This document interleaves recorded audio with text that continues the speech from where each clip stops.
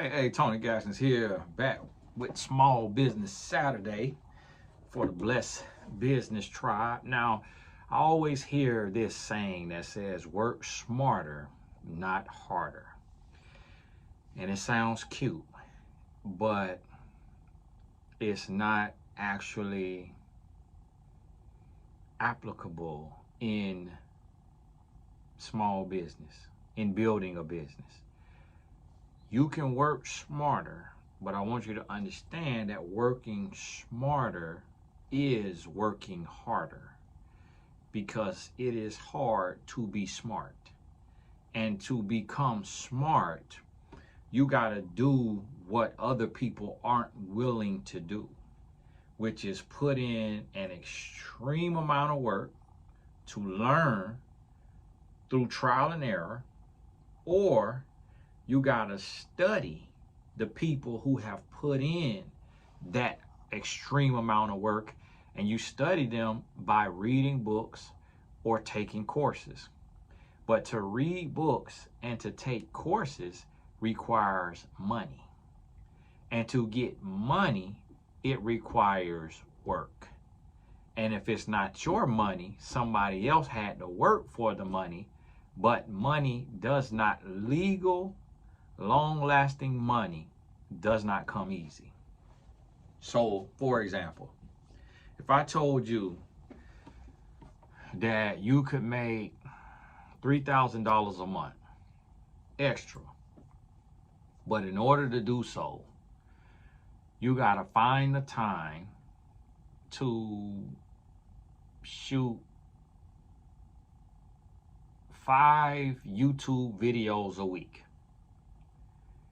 And it'll take you 3 years without any help from anyone. It'll take you 3 years before you can make that $3,000 a month.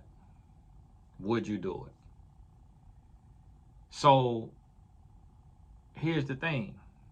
Once you get to that point, 3 years from now, you're only working 3 times a week to make that 3,000. And the video only has to be 8 to 15 minutes to make that 3,000 a month. But it's going to take you 3 times a week times 52 weeks. So that's going to be 156 videos a year. 156 videos, another year of 156 videos, and then another year of 156 videos.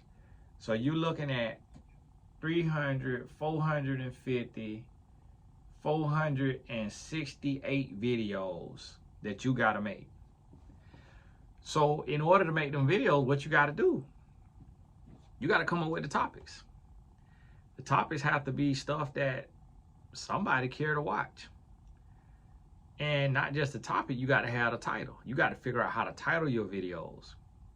You got to figure out how to shoot your videos, how to edit your videos if you edit, how to upload your videos, then how to market your videos, be it keyword topics, keyword titles, SEO, search engine optimization, paying for collabs or shout outs. So somewhere in there is hard work.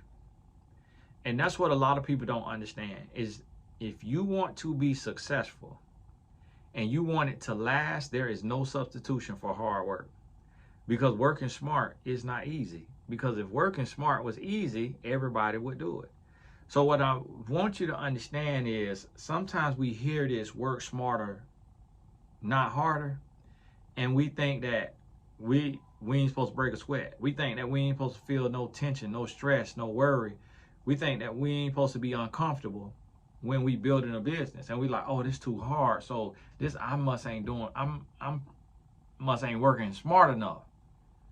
I ain't working smart enough because this feel too hard. This feel too hard. Not realizing that the person who said that Whoever said that, whoever quote that is, they had already put in 80 hours a week.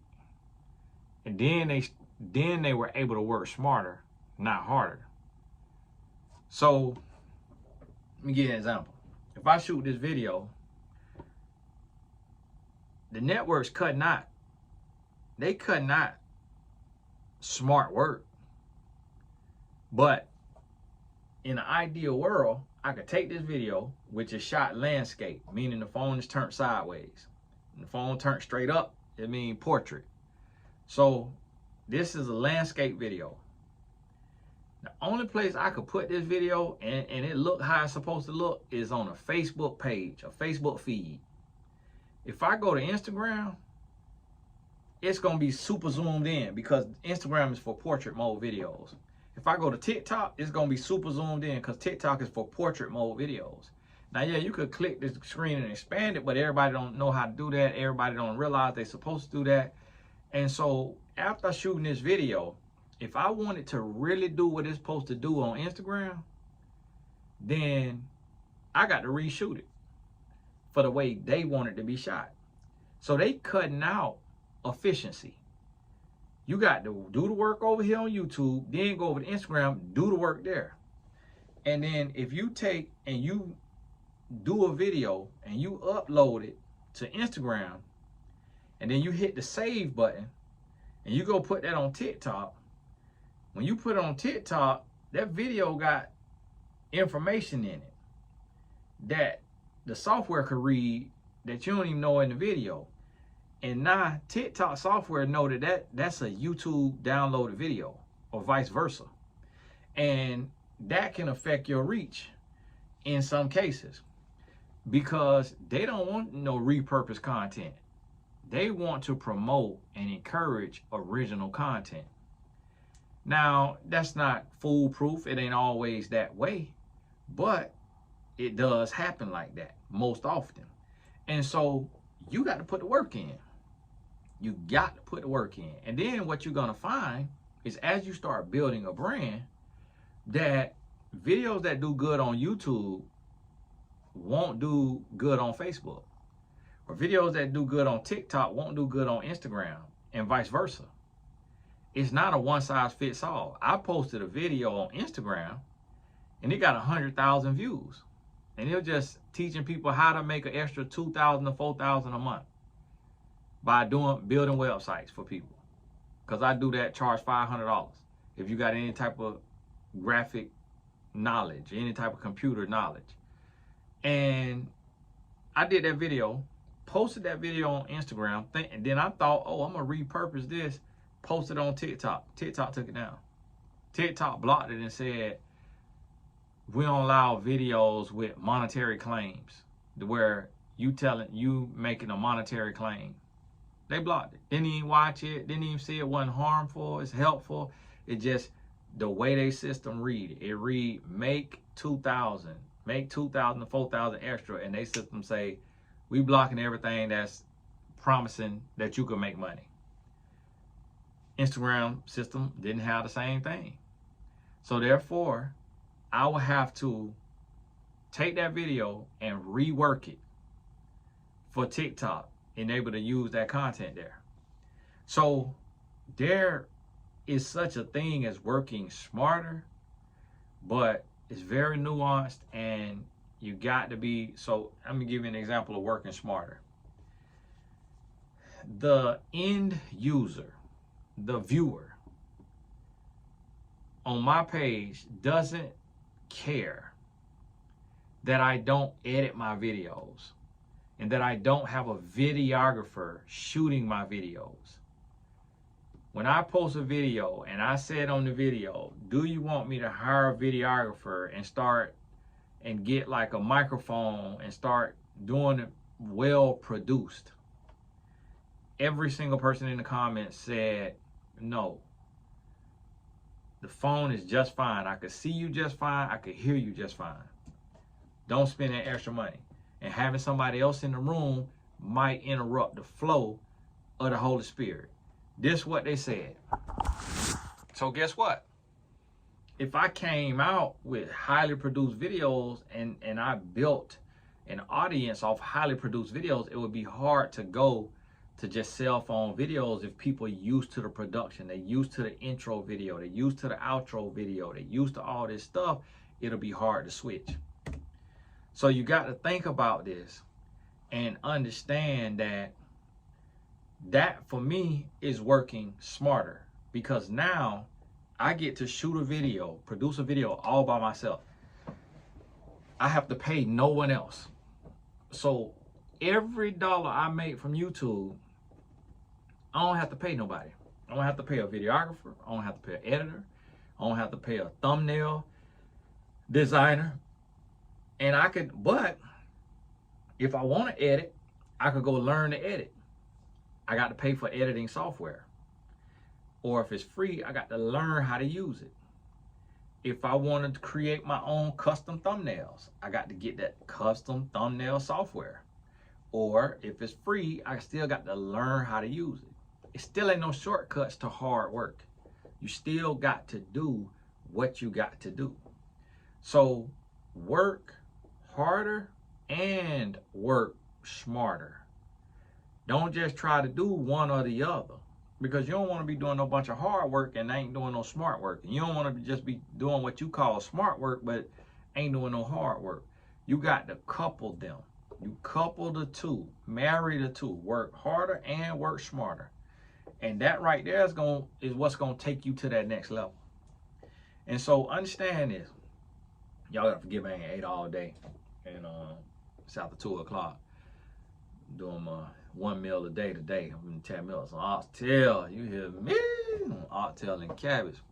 So get this in your mind, and and when you listen to stuff online, make sure the person you listen to, you got to really evaluate what they doing. You got to evaluate what they doing. You got to evaluate. I was listening to a guy today, and he got some great advice. But I'm a man, so I read men. He got great advice, but his muscles don't look real to me. He look like growth hormone or anabolic steroid muscles. It's just, your muscles just don't do that naturally. And so I'm looking at it and I'm like, I think he on something. And then he always, a lot of time he got on a breathe strip, like he's stuffy. And I'm like, okay, what's wrong there? Is he unhealthy? Why you got sinuses? Like, why, how can you lift that much weight when lifting weight and exercise is supposed to be good for you cardiovascularly? How can you not breathe and be stuffy if you lifting all these weights and doing all this working out? You supposed to be healthy. And you're a business owner, you're successful, you're a millionaire.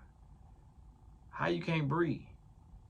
So see, then that helps me take the insight, and then I also have an idea about men who get ridiculously big muscles. Typically it comes from insecurity, because we don't need to have big muscles because our life does not require that.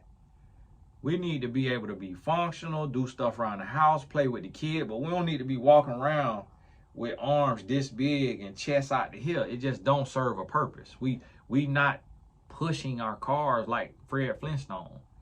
It just don't serve a purpose. And to have all that thick mass around your heart, you know, you really supposed to be more lean and healthier than just pumping all them weight. And so when a person thigh and arms and chest ain't natural, I'm looking at them, I'm judging them, because I played sports my whole life, played football in college, and still don't feel the need to have all these muscles. And so when you hear stuff online, you got to look at, okay, everything, not just what's coming out. Is this person married? Or are they single? Are they sleeping around? Are they faithful? How does their body look? How does their skin look? What are they saying? Are they cursing? Are they not cursing? What about their faith? Are they a man or woman of faith? Are they agnostic or atheist? You got to evaluate everything. And then you also got to look at where they come from, what they come from. You got to look at their nationality. Got to look at their skin color. All of these things play into what a person's saying. So if I'm listening to a white man and he go out and he start a business and he raise funds, I understand that, yes, I could do that, but it's not going to be as easy because there is a cognitive bias towards brown-skinned people. So whereas somebody may give $1 million to a white guy, they may not give $1 million to me.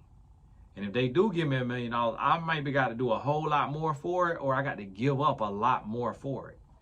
And so that's what has to be understood. So like these companies that I'm doing business with, one of the companies went out of business and they was talking about they giving creators millions of dollars. They giving $1 million.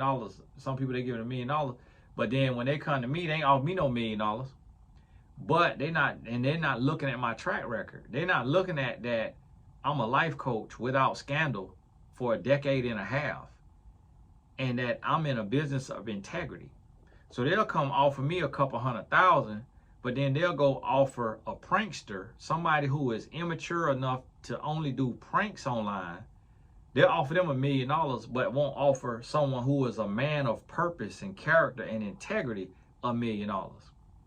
And so I have to take that in consideration and understand that different stroke for different folks. So when I'm listening to stuff online, work hard, not smarter, this, that. Even my quote that went viral, if you don't build your dream, someone will hire you to help them build theirs. It got cut down to take out them theirs, or to take out them. And it's, if you don't build your dream, someone will hire you to build theirs. And even that is, it's nuanced because you got to work for somebody first, and that help you learn about business. That help you learn about being an employee. It help you learn humility. And then after you get what you've gotten, then you go build your dream. But even when you build your dream, you got to hire people. So it's not saying that you can't work for somebody. It's just saying that if you don't build your dream, someone will hire you to help them build theirs. Meaning, if you don't want to build a dream, you're going to still have a job. But if you want to build a dream, at some point, you're going to have to not be working for somebody else's dream. But what you're supposed to do is balance the dream with the job until the dream becomes the job. And that need to be rooted in purpose, because if it's not, then you're going to lose passion for it when you start doing it. So think about this and ask yourself, am I putting in the work? Because I talk to so many people who want something different but won't do nothing different. Like my son every day come complaining about his body, but he won't eat right. He'll do right for a couple of days, or he'll do right for a week, maybe 2 weeks, and then he go right back to his habits. And so what I'm trying to do is show them, as a leader, as the head of the household, show them discipline. So if I'm eating right now no carbs and I'm doing 1 meal a day, I'm going to try to do that. I'm going to do that to the best of my ability. Not to the best of my ability. I'm going to do it when I don't feel like doing it, so they see consistency and they see commitment. But hey, this is Tony Gaskins. God bless you. We'll be in touch.